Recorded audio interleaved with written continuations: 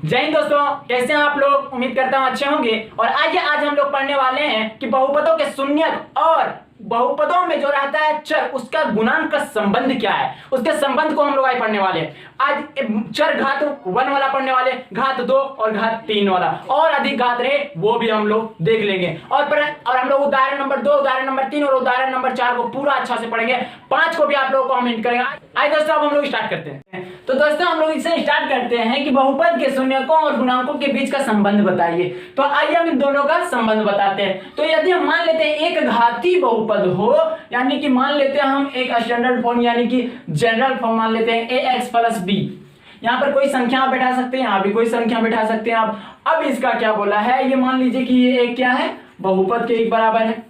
तो यह इसका बोला है कि आप बताइए शून्यकों और गुणांकों के बीच में इसका अंतर यानी संबंध बताइए। तो इसका अब आपको बताते हैं गुणांक किसे कहते हैं। कोई भी संख्या रहे x या x² के पहले, उसी को हम गुणांक कहते हैं। जैसे x का यहाँ पर गुणांक a है। यदि हम यहाँ पर दो घाती लेते हैं, द्विघाती लेते हैं, तो यहाँ पर x² और रहता है। उससे पहले कोई संख्या रहता है तो उससे हम क्या कहते हैं, गुणांक। और शून्य किसे कहते हैं, शून्यक हम उसे कहते हैं जो संख्या यहाँ वैल्यू रखने पर दो पूरे बहुपद को शून्य कर दे, उसे हम शून्य कहते हैं। अब हम यहाँ पर शून्य निकालने के लिए हम इसे हम लोग 0 मानते हैं। तो यदि हम p of x = 0 मान ले, तभी क्या मान लिया हम लोग, 0 मान लिए। अब हम लोग इसके जगह पर 0 हम लोग पुट कर देंगे। तो मेरा 0 = पहले हम इधर इसको लिख लेते हैं। तो यहाँ पर ax प्लस में b, क्या लिखे, ax प्लस में b। अब इक्वल टू में 0, कौन सा 0, ये जो हम माने थे वही 0। यदि हम इसको मानेंगे तो यहाँ पर ax हो जाएगा और यहाँ मेरा जो b प्लस में उधर जाके क्या हो जाएगा, माइनस में। तो इक्वल टू -b हो गया। अब दोस्तों यहाँ पर x है, यहाँ a इसका गुणा में है, उधर भेजेंगे तो भाग में जाएगा। तो यहाँ पर x² -b बटे क्या हो जाएगा, a हो जाएगा। तो आप लोग समझ गए। अब बताया है कि x का, अब यहाँ पर क्या बताया है, x = -b बटे a क्या है, एक शून्यक है। यदि ये मान हम x की जगह पर पुट कर दें तो पूरे बहुपद को शून्यक बना देगा, शून्य बना देगा। कैसे, यदि हम यहाँ पुट करते हैं तो नीचे में a रहेगा, a कटेगा, -b रहेगा, और यहाँ पर प्लस में b है, क्या हो जाएगा, शून्य हो जाएगा। तो हम लोग यहाँ पर समझ गए कि इसका शून्यक ये होता है।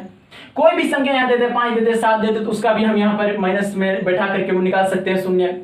तो दोस्तों ये आप समझ चुके हैं। अब हम लोग दिखाते हैं आपको कि यहाँ पर यदि हम घात 2 लगाएं तब क्या होगा। आइए दोस्तों, अब हम लोग घात 2 यानी कि द्विघात बहुपद यहाँ पर पढ़ने वाले हैं, उसके संबंध देखने वाले हैं। शून्यकों और गुणांकों के बीच क्या संबंध है उनके, वो हम यहाँ पर देखने वाले हैं। तो यहाँ पर एक जनरल फॉर्म ले लिए द्विघात बहुपद का, क्या, ax² + bx + c, ये क्या है, एक जनरल फॉर्म है। आइए अब हम इसका शून्य, इसके शून्य कितने होंगे, 2। तो क्यों 2 ही क्यों होंगे, वो इसलिए क्योंकि यहाँ घात कितने हैं, 2, पावर कितने हैं, 2। यदि यहाँ घात यानी कि पावर 3 होता तो मेरा शून्य 3 होता, लेकिन यहाँ 2 है इसीलिए मेरा क्या होगा, 2 होगा, शून्य 2 होगा। और हम मान लेते हैं एक शून्य जो है वो मेरा अल्फा है और एक शून्य जो है वो मेरा बीटा है।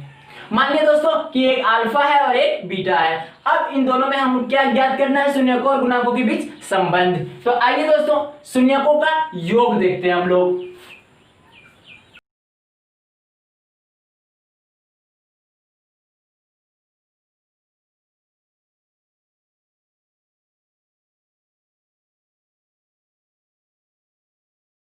तो दोस्तों हम लोग यहाँ क्या किए, शून्यकों का योग यानी कि alpha plus beta equal to मेरा क्या आएगा, -b बटा a। इसे हम प्रूफ कर सकते हैं, इसे हम प्रूफ कर सकते हैं, लेकिन दसवां में इसकी आवश्यकता नहीं है, इसीलिए यहाँ पर लिख दिया -b बटे a। ये a है और ये -b है, ये क्या हो गया, अल्फा प्लस बीटा का ये एक अच्छा सा सुंदर सा पॉइंट निकल के आ गया। यहाँ पर मेरा b क्या है, यहाँ पर मेरा b क्या है, तो वो b x का गुणांक है। हम लोग क्या बोले हैं कि x यानी कि जो चर रहेगा उसका जो पहले वाला संख्या रहेगा उसे हम क्या कहेंगे, उसे हम लोग गुणांक कहेंगे। तो यहाँ पर b माइनस ये फॉर्मूला में है तो इसीलिए हम इसे माइनस को रहने देंगे, और b मेरा क्या है, x का गुणांक है। तो हम यहाँ पर लिख देंगे x का गुणांक।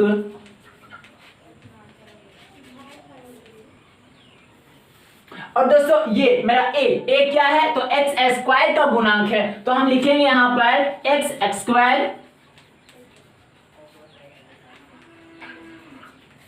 तो दोस्तों हम लोग यहाँ पर देख लिए हैं कि यहाँ पर यदि हम इन दोनों शून्यकों को जोड़ते हैं, योग करते हैं, तो मेरा रिजल्ट आता है माइनस बी बटा ए। और यहाँ पर मेरा क्या आ गया, ये मेरा एक शून्य से हम लोग निकाले हैं और x का गुणांक मेरा b है और x स्क्वायर का गुणांक मेरा a है। तो इन दोनों में हम संबंध दिखा पाए। और आइए दोस्तों अब हम लोग शून्यकों का गुणनफल देखते हैं।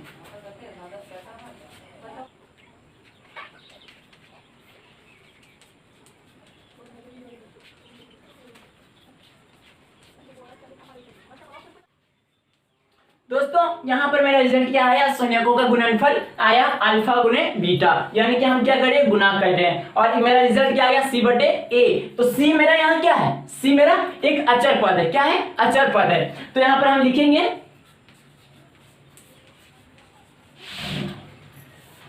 और मेरा यहाँ a क्या है, तो x y का गुणांक है। तो हम लोग लिखेंगे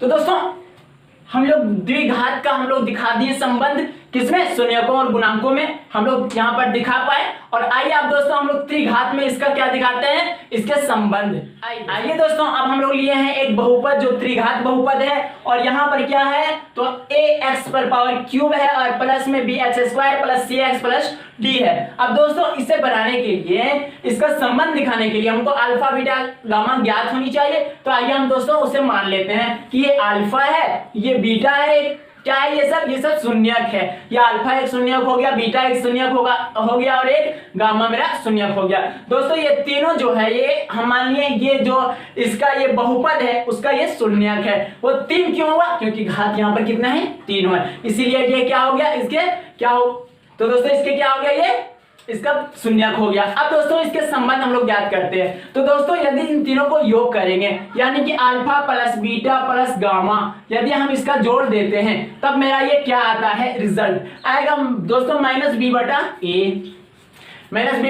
ए आएगा। और माइनस फॉर्मूला का बी यहाँ पर क्या है, एक्स स्क्वायर का गुणांक है। तो हम इसे लिख सकते हैं क्या, कि माइनस और एक्स स्क्वायर का गुणांक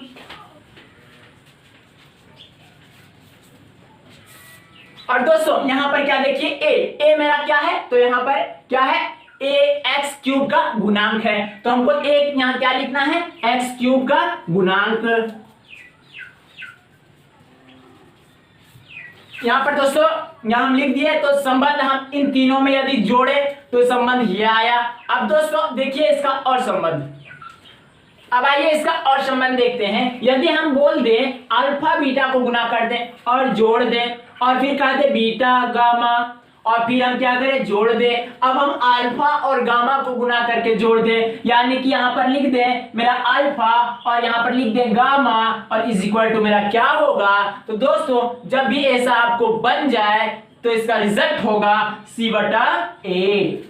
क्या होगा दोस्तों, c बटा a होगा। और c मेरा यहाँ पर क्या है, तो c जो मेरा है वो यहाँ पर आप देखें x का गुणांक है और मेरा a क्या है, तो एक x क्यूब का गुणांक है। तो हम लोग यहाँ c लिख सकते हैं क्या, कि x का गुणांक। और दोस्तों यहाँ पर a मेरा क्या है, तो x क्यूब का गुणांक है। तो दोस्तों इसका संबंध हम देखें। और दोस्तों यदि हम तीनों को गुना कर दें, यदि दोस्तों हम इन तीनों को गुना कर दें अल्फा बीटा और गामा को, तो मेरा रिजल्ट क्या आएगा दोस्तों, माइनस डी बटा ए। यानी कि डी यहाँ कितना है, यहाँ है, और लिखेंगे माइनस डी बटा ए, यही इसका संबंध होगा। और दोस्तों ये मेरा माइनस डी क्या है, एक अचर पद है। क्या है, एक अचर पद है। तो माइनस मेरा बाहर में है, क्यों, क्योंकि ये फॉर्मूला में ही। और डी मेरा क्या है, एक अचर पद है। हम यहाँ पर लिखेंगे अचर पद। और दोस्तों यहां पर a क्या है, तो x क्यूब का गुणांक है। तो हम लोग लिखेंगे x क्यूब का गुणांक। तो दोस्तों उम्मीद करता हूं आपको ये त्रिघात का जो था ये संबंध आप इसे भी आप समझ गए होंगे। और इसका यूज कहां है आपको हम बताते हैं कि आप जिसमें उदाहरण नंबर 5 को बनाएंगे उस समय पूरा इसका प्रयोग है। आप पूरी अच्छा से इसे बना सकते हैं, सिर्फ इसकी सहायता से आप उदाहरण नंबर 5 को बना सकते हैं आसानी से। सिर्फ उसमें क्या दिया है, आपको दिया है शून्यक को जांच करने बोला है कि क्या ये शून्यक सही है। तो आप क्या कीजिएगा, x का मान यानी कि शून्यक होता है, x का मान जो शून्यक दिया है वो मान जो है x के स्थान पर चर पर आपको बैठाना है। प्रत्येक बार यदि 0 आ जाए शून्यक को बैठाने पर तो इसका मतलब वो शून्यक सही है। तो यहाँ पर आप इसे बना लीजिएगा, एकदम सरल क्वेश्चन है। आइए अब हम लोग देखते हैं उदाहरण नंबर। अब आइए दोस्तों हम लोग उदाहरण नंबर 2 को देखते हैं। उदाहरण नंबर 2 मेरा कहता है द्विघात बहुपद x² + 7x + 10 के शून्य ज्ञात कीजिए। पहले तो इसका शून्य ज्ञात करना है हमको और कहता है शून्यकों तथा गुणांकों के बीच के संबंध की सत्यता की जांच कीजिए। अभी बोल दिया है शून्यक और गुणांक, अभी तो हम यही तो आपको बताएं कि इन दोनों का संबंध क्या होता है और साथ ही बोला है शून्यक। तो यहाँ बोला है x² + 7x + 10, तो इसका मतलब है x के पावर कितने हैं 2, घात कितने हैं 2, तो यहाँ पर शून्य कितने ज्ञात होंगे 2। आइए दोस्तों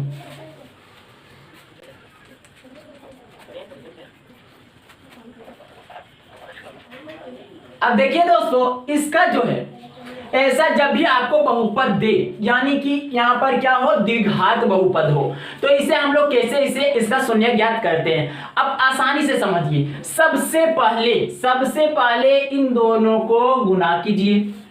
तो गुणा करने के बाद कितना आया 10x² आया। तो चलिए हम लिख देते हैं, यहाँ पर आया 10x²।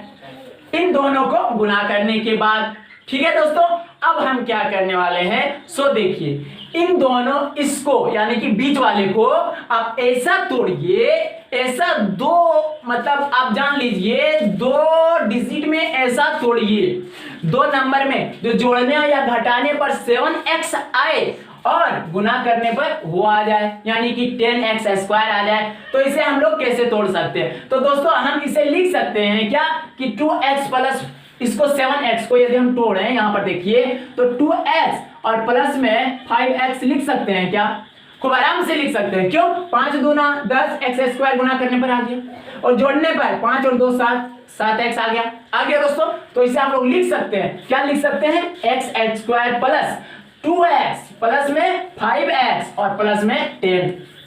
समझ गए दोस्तों, समझ गए इसे, नहीं समझे तो एक बार फिर पीछे जाकर के इसे देखें। यदि आप समझ गए तो यहां से इन दोनों से जो कॉमन आता है आप कॉमन लीजिए, इन दोनों से जो कॉमन आता है वो नहीं लेना है, यहां पर सिचुएशन को देख के लेना है। कैसे देखिए यहाँ पर x है, यहाँ भी x है, हम x को कॉमन लेंगे। आइए दोस्तों हम x को कॉमन ले लिए। अब x को कॉमन लिए तो यहाँ 2x है, यहाँ पर 2x है, 2 में से 1 निकाल लिए 1 बचा और प्लस में यहाँ पर यदि 2x है x को निकाल लिए दोनों गुणा में है तो यहाँ मेरा 2 बच गया। समझ पा रहे होंगे, यहाँ पर प्लस है तो प्लस लिख दिए। अब दोस्तों यहाँ इन दोनों से ऐसा चीज कॉमन लीजिए जो बीच में मेरा इतना आए और सिर्फ तो 5 ही तो कॉमन आ रहा है, इसमें तो x है नहीं, कॉमन कहां से आएगा 2 भी कॉमन है, सिर्फ और सिर्फ 5 ही कॉमन आएगा। तो यहाँ पर 5 यदि हम कॉमन ले रहे हैं तो यहाँ पर यदि गुणा में है तो ये x बच गया और प्लस में यहाँ पर 5 दूना 10 यानी कि यहाँ पर 5 और 2 गुणा में है, एक 5 हम निकाल रहे, यहाँ मेरा 2 बच गया। अब समझ पा रहे होंगे। अब देखिए दोस्तों यहाँ पर क्या ब्रैकेट में इतना और ब्रैकेट में इतना यानी कि सेम आया है, सेम नहीं आया इसका अर्थ कि आप गलत कर दिए हैं। यहाँ पर सेम आया है, अब क्या करेंगे यहाँ भी बीच में प्लस है और ये 1 है और ये 1 है, इन दोनों से कुछ कॉमन आ रहा है क्या, हाँ आ रहा है क्या x प्लस 2 इन दोनों क्या आ रहा है कॉमन आ रहा है। तो ये इन दोनों से हम कॉमन लेते हैं। यदि हम x प्लस 2 को कॉमन लेंगे, कॉमन कर लिए इन दोनों से, यहां से 1 है और यहां से 1 है, इन दोनों से इतना कॉमन ले लिए तो इससे यदि हम इतना कॉमन ले लिए तो ये बच गया और प्लस में इनमें से इतना हम ले लिए कॉमन तो ये बच गया। अब इसे भी हम ब्रैकेट में घेर दे क्या, अब ये आ गया। अब दोस्तों यदि हमें शून्य ज्ञात करना है तो p of x equal to 0 होना पड़ता है। हम एक अगले वाले वीडियो में आपको बताएं पूरी बढ़िया से, वो वीडियो आप आज से देखें। यहाँ पर a को 0 होना पड़ेगा या फिर एक करके हम दोनों को 0 करते हैं, यानी यदि हम x प्लस 2 इक्वल टू 0 लिखे तथा यदि हम x प्लस 5 इक्वल टू 0 लिखे तो दोनों से क्या आएगा मेरा शून्य का आएगा। यदि x इक्वल टू यहाँ पर 2 प्लस में उधर जाएगा माइनस में -2 आ जाएगा और यहाँ पर x यहाँ पर यदि माइनस उधर भेजेंगे तो क्या आएगा -5। ये क्या हो गया, ये एक शून्यक हो गया, ये क्या हो गया शून्यक हो गया। यदि इन दोनों में से कोई भी मान इसमें फेंकिएगा तो वो 0 आ जाएगा। आप फेंक करके देख सकते हैं। 2 4 आया, 4 प्लस यहाँ हो गया 14, 4 यहाँ प्लस में है और यहाँ 14 माइनस में आ गया और यहाँ प्लस में 10 0 हो गया। तो इसका मतलब ये क्या है, ये एक शून्यक है। अब समझ गए। अब क्या बताया है, क्या जांच कीजिए कि क्या इनके शून्यक और इनके गुणन यानी कि गुणांक में इसका संबंध को जांच कीजिए सही है या नहीं। आइए हम इसे जांच करते हैं।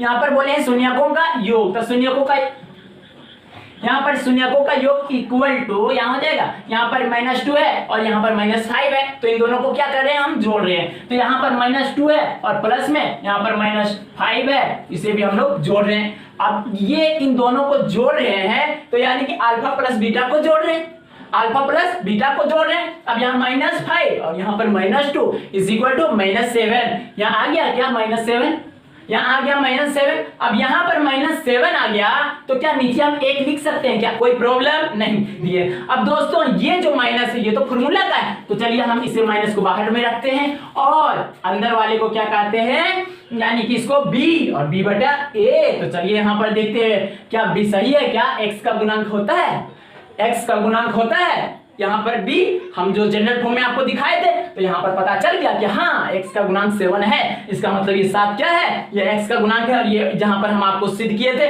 वहां भी आपको दिखाए थे कि ये क्या है, ये x का गुणांक है।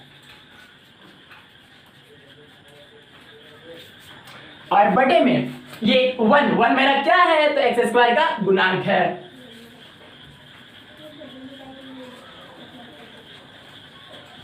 तो दोस्तों ये आप लोग समझ गए। और यदि हम बोल दें शून्यकों का गुणनफल, तो आइए दोस्तों हम यहीं पर आपको दिखा रहे हैं। यदि बोल दें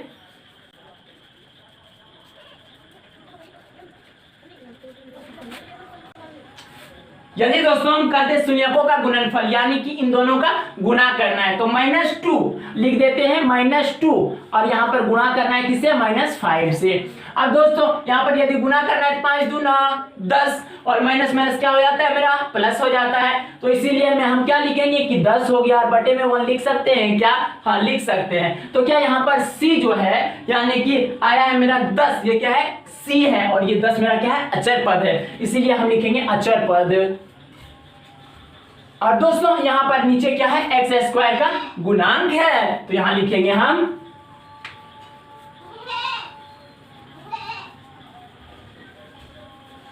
तो यहाँ पर आप लोग समझ गए होंगे दोस्तों कि यहाँ पर हमें इसे इसका संबंध कैसे ज्ञात किए, इसका शून्यक कैसे ज्ञात किए, यही तो मेरा आंसर है, यही तो मेरा हल है। तो दोस्तों आइए हम लोग उदाहरण नंबर 3 को आइए दोस्तों हम लोग उदाहरण नंबर 3 को देखते हैं। तो दोस्तों उदाहरण नंबर 3 में क्या कहता है कि बहुपद x² - 3 के शून्य ज्ञात कीजिए और शून्यकों तथा गुणांकों के बीच की संबंध की सत्यता जांच कीजिए। यही तो अभी बनाए थे, आइए दोस्तों फिर से इसे हम लोग बनाते हैं। और दोस्तों बता दें कि यदि उदाहरण नंबर 2 और 3 हम बता दे रहे हैं तो 2.2 यानी प्रश्नावली 2.2 का प्रश्न नंबर 1 आपसे पूरा का पूरा बन जाएगा और हम उसे भी बताएंगे। आइए दोस्तों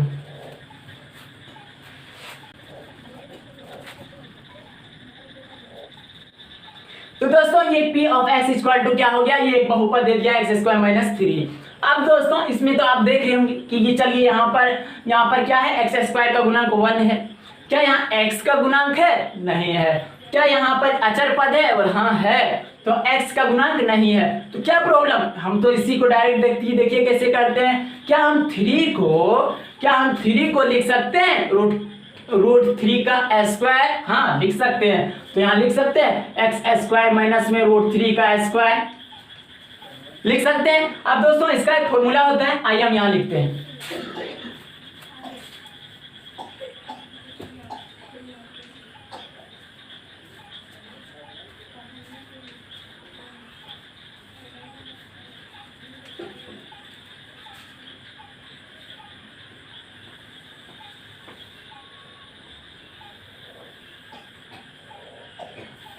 तो दोस्तों इसका क्या फॉर्मूला होता है दोस्तों, तो a यदि रहे आपका रहे a² - b² is equal to क्या लिखेंगे, a + b गुणा a - b। तो यहाँ पर हम लिख सकते हैं इसे कि x और यहाँ पर एक बार हम प्लस लेंगे, तो प्लस में और √3 और गुणा में x - √3 लिख सकते हैं, बिल्कुल लिख सकते हैं। अब दोस्तों वो तो फॉर्म आ चुका है, जो हम कॉमन लेने के बाद लाते हैं। यहाँ पर हम इसको जीरो करेंगे और जो आएगा वही तो मेरा शून्यक होगा। तो आइए दोस्तों हम इसे 0 के बराबर करते हैं। यदि x + √3 = 0 तथा यानी कि यहाँ पर आ जाएगा x minus √3 is equal to 0। अब दोस्तों यहाँ पर यदि x इक्वल टू हम उधर भेजें तो क्या आ जाएगा, -√3 आ जाएगा। और यहाँ पर x यदि भेजें तो ये क्या आ जाएगा, √3 आ जाएगा। तो यहाँ पर शून्य क्या तो हो गया, एक तो -√3 एक √3। अब दोस्तों यहाँ पर x का एक मान आ गया -√3 और एक आ गया √3, यानी कि ये भी शून्य और ये भी शून्य। अब हमें क्या करना है, शून्य और गुणांकों के बीच संबंध ज्ञात करना है। आइए दोस्तों,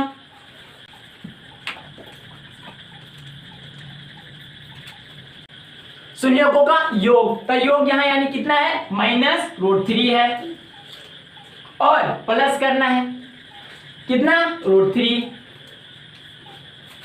समझ गए हम लोग। अब दोस्तों ये इतना आ गया, अब इसको बराबर में क्या लिख सकते हैं हम लोग, -√3 और +√3 यानी कट के 0, तो ये मेरा आ गया 0। क्या आ गया, 0।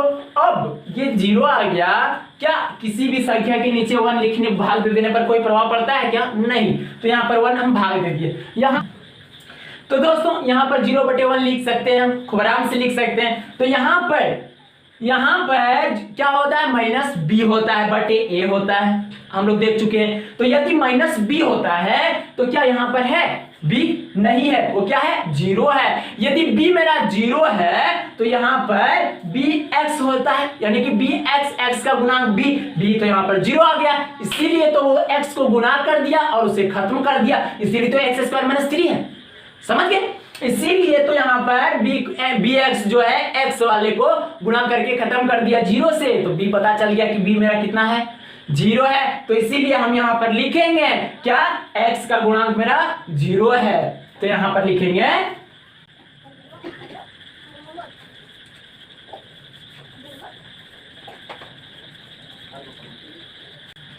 तो यहाँ पर हम देख लिए दोस्तों कि ये जो बटे में हम 1 लिखे हैं वो किस लिए लिखे हैं, ताकि मेरा x² का गुणांक 1 है, इसीलिए तो हम a यहाँ होता है -b/a। तो यहाँ 0 यदि हम माइनस लगा दें और फिर ब्रैकेट में माइनस लगा दें, माइनस, लेकिन 0 पर तो ना माइनस होता है और ना ही प्लस होता है, 0 का कोई अपना मान नहीं। तो यहाँ पर हम लिख सकते हैं माइनस, और 0 क्या है, x का गुणांक है, इसीलिए तो x को गुणा करके 0 कर दिया, इसीलिए तो यहाँ पर नहीं है। और यहाँ पर 1 क्या हो गया, x² का गुणांक हो गया। आइए दोस्तों इसका गुणनफल,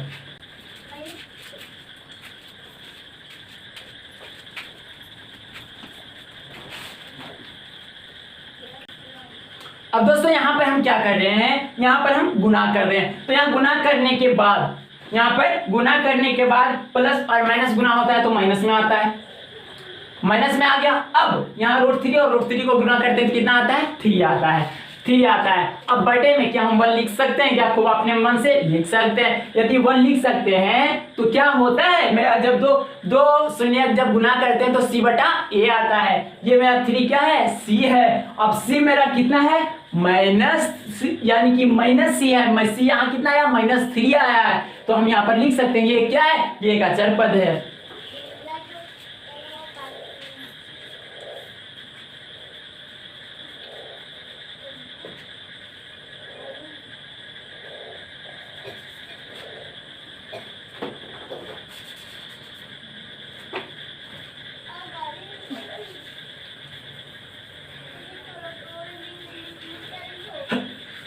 तो दोस्तों हम यहाँ पर लिख दिए x² का गुणांक। तो अब तो हम इसे बना चुके हैं, यही तो मेरा आंसर है। तो दोस्तों यही मेरा आंसर हो गया।